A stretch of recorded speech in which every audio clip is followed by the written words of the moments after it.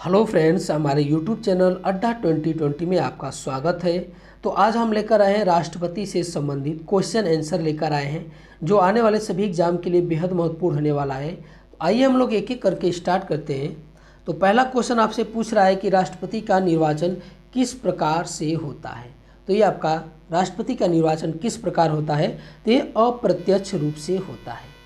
अप्रत्यक्ष रूप से कैसे होता है कि जो हम लोग लोकसभा जो तथा विधानसभा के जो होते हैं लोग, उनको जो है हम लोग चुनकर भेजते हैं और वो लोग जो है राष्ट्रपति को चुनते हैं। राष्ट्रपति के चुनाव में जो है लोकसभा और राज्यसभा के जो है सदस्य होते हैं और उसके बाद विधानसभा के जो है सदस्य होते हैं। ठीक है, विधानसभा के सदस्य होते हैं और इनके अलावा केंद्र शासित प्रदेश के जो दिल्ली और पुदुचेरी, ठीक है, पुदुचेरी, इनके भी विधानसभाओं के सदस्य जो है इनके जो है चुनाव में भाग लेते हैं राष्ट्रपति के। आगे हम लोग देखते हैं कि राष्ट्रपति पद के निर्वाचन हेतु कौन सी पद्धति अपनाई जाती है। तो कौन सी पद्धति अपनाई जाती है, तो ये समानुपातिक प्रतिनिधित्व एवं एकल संक्रमणी मत पद्धति जो है ये अपनाई जाती है राष्ट्रपति के निर्वाचन में।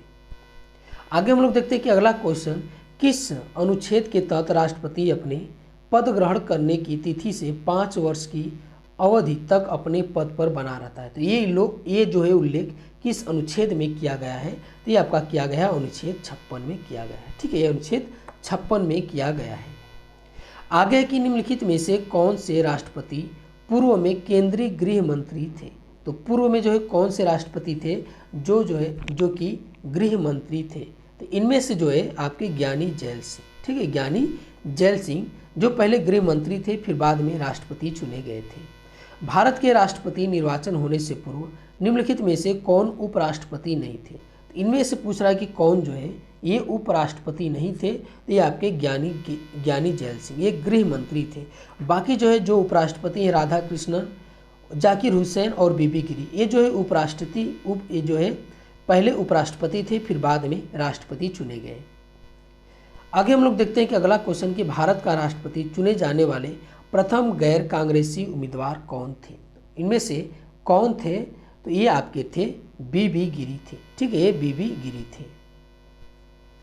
आगे हम लोग देखते हैं अगला क्वेश्चन कि विदेशों को भेजे जाने वाले विभिन्न संसदीय प्रतिनिधि मंडलों के लिए व्यक्तियों का नामांकन निम्नलिखित में से कौन करता है। तो कौन करता है, तो ये आपके राष्ट्रपति करते हैं। ठीक है, राष्ट्रपति करते हैं। आगे क्वेश्चन है कि भारत के निम्नलिखित में से किस मुख्य न्यायाधीश ने कुछ समय तक भारत के राष्ट्रपति के रूप में कार्य किए। तो किसने किए थे, तो ये आपके न्यायमूर्ति एम हिदायतुल्लाह ने जो है मुख्य न्यायाधीश थे उस समय, और ये जो है राष्ट्रपति के रूप में जो है कार्य किए। देखिए, राष्ट्रपति जब नहीं रहता है तो उनका जो है कार्यभार उपराष्ट्रपति संभालता है। जब राष्ट्रपति और उपराष्ट्रपति भी न हो तब जो है सर्वोच्च न्यायालय के मुख्य न्यायाधीश जो है ये कार्यभार जो है राष्ट्रपति का संभालते हैं। ठीक है, और जब राष्ट्रपति, उपराष्ट्रपति और मुख्य न्यायाधीश न भी रहे तब जो है सर्वोच्च न्यायालय के वरिष्ठतम जो है न्यायाधीश जो है इस पद को संभालते हैं। आगे हम लोग देखते हैं अगला क्वेश्चन है कि निम्नलिखित में से कौन राष्ट्रपति का कार्य नहीं है। तो इनमें से जो है कौन एक जो है राष्ट्रपति का कार्य नहीं है। तो कौन सा नहीं है, तो ये है किसी सत्र के अंतर्गत लोकसभा की बैठकें जो है आहूत करना। ठीक है, ये जो है राष्ट्रपति का कार्य नहीं है। बाकी जो है लोकसभा का सत्रावसान करना, लोकसभा का सत्र बुलाना और लोकसभा का विघटन करना, ये तीनों जो है राष्ट्रपति जो है कार्य है। आगे क्वेश्चन कि विदेशी देशों के सभी राजदूतों का कमिश्नरों के प्रत्यय पत्र किसके द्वारा प्राप्त किए जाते हैं। तो किसके द्वारा प्राप्त किए जाते हैं, तो ये राष्ट्रपति के द्वारा जो है प्राप्त किए जाते हैं। आगे हम लोग देखते हैं कि राष्ट्रपति निम्न में से किस सूची के विषय पर अध्यादेश जारी कर सकता है। तो जो है किस सूची के विषय पर, तो ये है आपका संघ व समवर्ती सूची के विषय पर जो है अध्यादेश जारी कर सकता है। राष्ट्रपति के चुनाव में विवाद होने पर किसकी सलाह ली जाती है, तो ये आपके सर्वोच्च न्यायालय जो है सर्वोच्च न्यायालय से सलाह ली जाती है। आगे कि भारत का राष्ट्रपति किसका एक अभिन्न अंग है। तो ये किसका अभिन्न अंग है, तो ये संसद का अभिन्न अंग है। भारत के राष्ट्रपति, संसद के जो है भारत के राष्ट्रपति, लोकसभा और राज्यसभा, संसद के ये 3 अंग होते हैं। आगे हम लोग देखते हैं कि इनमें से किसने भारतीय गणतंत्र के 12वें राष्ट्रपति के रूप में जो है कार्य किया था। तो 12वें राष्ट्रपति के रूप में किसने कार्य किया था, तो प्रतिभा देवी सिंह पाटिल, ये जो भारत के 12वें राष्ट्रपति के रूप में कार्य किए थे, ये भारत की प्रथम महिला राष्ट्रपति हैं। आगे हम लोग देखते हैं कि निम्नलिखित में से कौन भारत के राष्ट्रपति के चुनाव में भाग नहीं लेता है। तो इनमें से कौन नहीं लेते हैं, तो विधान परिषद जो है ये राष्ट्रपति के चुनाव में भाग नहीं लेते हैं। बाकी जो है राज्यसभा, लोकसभा और विधानसभा जो है भाग लेते हैं। और विधानसभा में जो है केंद्र शासित जो 2 प्रदेश है, ठीक है, केंद्र शासित दिल्ली और पुदुचेरी के विधानसभा भी जो है ये राष्ट्रपति के चुनाव में भाग लेते हैं। आगे हम लोग देखते हैं कि अध्यादेश जारी करने का अधिकार राष्ट्रपति का कौन सा ये अधिकार है। इनमें से कौन सा अधिकार है, तो ये आपका विधायी अधिकार है, ठीक है, ये विधायी अधिकार है। आगे की भारत के राष्ट्रपति की तुलना निम्नलिखित में से किससे जो है करने पर जो है सर्वाधिक उचित माना जाता है, तो किससे, तो ये ब्रिटेन के सम्राट से जो है हम उनकी तुलना कर सकते हैं। आगे हम लोग देखते हैं कि भारत में कार्यपालिका का अध्यक्ष कौन होता है। तो भारत में कार्यपालिका का जो अध्यक्ष होता है राष्ट्रपति होता है। अगर यहीं पर लिख देता भारत में कार्यपालिका का वास्तविक अध्यक्ष कौन होता है, तो ये आपके प्रधानमंत्री होते हैं। आगे देखते हैं हम लोग क्वेश्चन कि भारतीय संविधान के अनुसार देश का प्रथम नागरिक कौन होता है। तो देश का प्रथम नागरिक कौन होता है, तो ये आपके राष्ट्रपति होते हैं, ठीक है, ये राष्ट्रपति होते हैं। आगे की कार्यकाल पूर्ण होने से पहले भारत के राष्ट्रपति को उनके पद से कौन हटा सकता है। तो कौन हटा सकता है, इस संसद द्वारा महाभियोग लाकर जो है उनके पद से जो है उनको हटाया जा सकता है। आगे क्वेश्चन की सदन में राष्ट्रपति के विरुद्ध महाभियोग प्रस्ताव पास करने के लिए कितने सदस्यों का समर्थन चाहिए। तो कितने से जो है सदस्यों का समर्थन चाहिए, तो ये आपका चाहता है सदन के कुल सदस्यों में से कम 2/3 सदस्य होने चाहिए। आगे हम लोग देखते हैं कि राष्ट्रपति को निम्नलिखित में से कौन पद और गोपनीयता की शपथ दिलाता है। तो कौन दिलाता है, ये दिलाते हैं भारत के मुख्य न्यायाधीश जो है दिलाते हैं, राष्ट्रपति को शपथ दिलाते हैं। और राष्ट्रपति जो है भारत के मुख्य न्यायाधीश और उसके बाद जो है ये मुख्य न्यायाधीश और उपराष्ट्रपति को जो है ये दिलाते हैं। आगे हम लोग देखते हैं अगला क्वेश्चन है कि राष्ट्रपति संविधान के किस अनुच्छेद के तहत भारत के मुख्य न्यायाधीश के समक्ष जो है शपथ ग्रहण करता है। तो किस अनुच्छेद के तहत करता है, तो ये अनुच्छेद 60 के तहत जो है शपथ ग्रहण करते हैं। आगे की मुख्य न्यायाधीश की अनुपस्थिति में राष्ट्रपति किसके समक्ष जो है शपथ लेते हैं। तो किनके जो समक्ष लेंगे, तो ये सर्वोच्च न्यायालय के वरिष्ठतम न्यायाधीश। जब सर्वोच्च न्यायालय के मुख्य न्यायाधीश नहीं रहते हैं तब जो है सर्वोच्च न्यायालय के वरिष्ठ न्यायाधीश के जो है समक्ष जो है शपथ लेते हैं। आगे क्वेश्चन कि यदि राष्ट्रपति और उपराष्ट्रपति दोनों जो है देश से बाहर हों तो उस स्थिति में उनके कार्यभार को कौन ग्रहण करता है, तो ये आपके करते हैं सर्वोच्च न्यायालय के मुख्य न्यायाधीश करते हैं। आगे है कि केंद्रीय मंत्रिमंडल के मंत्रियों की नियुक्ति कौन करता है। तो कौन करता है, तो प्रधानमंत्री की सलाह पे राष्ट्रपति करते हैं, ठीक है, प्रधानमंत्री की सलाह पे ये राष्ट्रपति करते हैं। आगे की भारत के राष्ट्रपति की मर्जी तक निम्नलिखित में से कौन अपने पद पर जो है रह सकता है। तो कौन रह सकता है, तो ये राज्यपाल, जब तक चाहे राष्ट्रपति जो है ये राज्यपाल जो है अपने पद पर बने रहेंगे।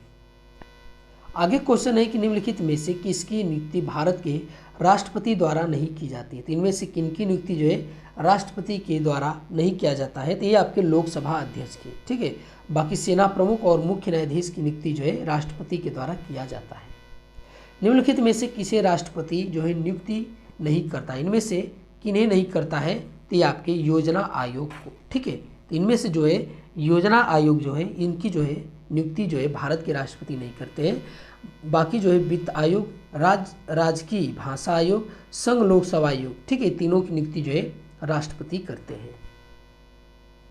आगे हम लोग देखते हैं कि वित्तीय बिल के लिए किसकी पूर्व स्वीकृति आवश्यक है। किसकी स्वीकृति, तो ये भारत के राष्ट्रपति की स्वीकृति जो है ये आवश्यक है। आगे क्वेश्चन की किसी मृत्युदंड पाए अपराधी को क्षमादान करने की शक्ति निम्नलिखित में से किसको प्राप्त है? किसको प्राप्त है? तो ये भारत के राष्ट्रपति को, ठीक है, ये केवल भारत के राष्ट्रपति को जो ये मृत्युदंड जो है पाए अपराधी को क्षमा जो है करने की शक्ति प्राप्त है। बाकी जो है दंड पाए हुए व्यक्ति को जो है राज्यपाल जो है उनकी दंड को जो है कम कर सकता है। आगे हम लोग देखते हैं कि राष्ट्रपति को लोकसभा में किन 2 सदस्यों को मनोनीत करने का अधिकार है? किन 2 सदस्यों को? तो एंग्लो इंडियन को, ठीक है, एंग्लो इंडियन को जो है, लेकिन अब ये जो है पद समाप्त कर दिया गया है, ठीक है, एंग्लो इंडियन का पद जो है ये समाप्त कर दिया है मनोनीत करने का राष्ट्रपति को। राष्ट्रपति और उपराष्ट्रपति की अनुपस्थिति में कौन कार्यभार ग्रहण करता है? कौन करता है? तो ये करते हैं आपके सर्वोच्च न्यायालय के मुख्य न्यायाधीश करते हैं, ठीक है। आगे हम लोग देखते हैं अगला क्वेश्चन कि अध्यादेश जारी करने का अधिकार राष्ट्रपति का कौन सा अधिकार है? तो कौन सा अधिकार है? तो ये आपका विधायी अधिकार है, ठीक है, ये विधायी अधिकार है। आगे देखते हैं कि भारत के राष्ट्रपति निर्वाचित होने की न्यूनतम आयु सीमा क्या है? तो न्यूनतम आयु सीमा क्या है? तो ये 35 वर्ष है, ठीक है, 35 वर्ष है। आगे कि भारत में किसके चुनाव में आनुपातिक प्रतिनिधित्व चुनाव प्रणाली अपनाई जाती है? तो किनके चुनाव में जो है अपनाई जाती है? तो ये राष्ट्रपति के चुनाव में अपनाई जाती है, ठीक है, राष्ट्रपति के चुनाव में आनुपातिक प्रतिनिधित्व चुनाव प्रणाली अपनाई जाती है। आगे हम लोग देखते हैं कि राष्ट्रपति चुनाव संबंधित मामले किसके पास भेजे जाते हैं? तो किसके पास भेजे जाते हैं? तो ये आपके उच्चतम न्यायालय के पास जो है भेजे जाते हैं। आगे क्वेश्चन कि किसी भी व्यक्ति की फांसी की सज़ा को बदलने या कम करने का अधिकार किसे दिया गया है? किसके पास है? तो ये आपके राष्ट्रपति के पास है। और राष्ट्रपति जो है ये जो इनकी सज़ा को बदलने या माफ़ करने का अधिकार जो है राष्ट्रपति जो है वो मंत्रिमंडल के सलाह पर करता है, ठीक है, जो मंत्रिमंडल सलाह देते हैं वही राष्ट्रपति करते हैं। किसी भी विधि के प्रश्न पर सर्वोच्च न्यायालय से परामर्श लेने का अधिकार किसको है? किसको है? तो ये आपका राष्ट्रपति को है, ठीक है, ये राष्ट्रपति को है। आगे हम लोग देखते हैं अगला क्वेश्चन है कि निम्नलिखित में से कौन कभी भारत का राष्ट्रपति नहीं रहा? इनमें से कौन जो है भारत के राष्ट्रपति नहीं रहे? तो ये आपके सी राजगोपालाचारी रहे, ठीक है, ये भारत के प्रथम एवं अंतिम भारतीय गवर्नर थे, ठीक है, सी राजगोपालाचारी। निम्नलिखित में से कौन सा राष्ट्रपति के निर्वाचन का भाग है परंतु उसके महाभियोग अधिकरण का भाग नहीं है? तो इनमें से कौन सा है? तो कौन जो है ये है आपके राष्ट्रपति के निर्वाचन का भाग है परंतु महाभियोग अधिकरण का जो है ये भाग नहीं है। तो ये है आपके राज्यों की विधान परिषदें हैं और उसके बाद जो है कौन है? राज्यों की विधानसभा है, ठीक है, ये दोनों जो है ये आपके, ये देखिए क्वेश्चन ही थोड़ा गलत है टाइप में, ठीक है, इनमें जो है निर्वाचन में जो है राष्ट्रपति के जो है राज्य की विधान परिषदें, सॉरी परिषदें नहीं, राज्य की जो विधानसभाएं और राज्यसभा और लोकसभा ये तीनों जो है भाग लेते हैं। नहीं, ये क्वेश्चन सही है, ठीक है, क्वेश्चन का कहने का मतलब ये है कि राष्ट्रपति के निर्वाचन में तो भाग लेते हैं लेकिन जो है उस पर जब महाभियोग चलाया जाता है तो वो भाग नहीं लेते हैं। तो कौन है? ये राज्यों की विधानसभाएं, ठीक है, ये सही है, ठीक है, यही आपसे पूछ रहा है कि राष्ट्रपति के निर्वाचन में भाग तो लेते हैं, तो कौन कौन लेते हैं राष्ट्रपति के निर्वाचन में भाग? तो लोकसभा, राज्यसभा और विधानसभाएं। लेकिन जब महाभियोग लगाया जाता है तो तब कौन भाग नहीं लेता है? तो ये राज्यों की विधानसभा जो है भाग नहीं लेती है, ये राज्यसभा और लोकसभा भाग लेती है। आगे हम लोग देखते हैं कि लोकसभा निम्नलिखित में से किसके द्वारा भंग की जाती है? किसके द्वारा?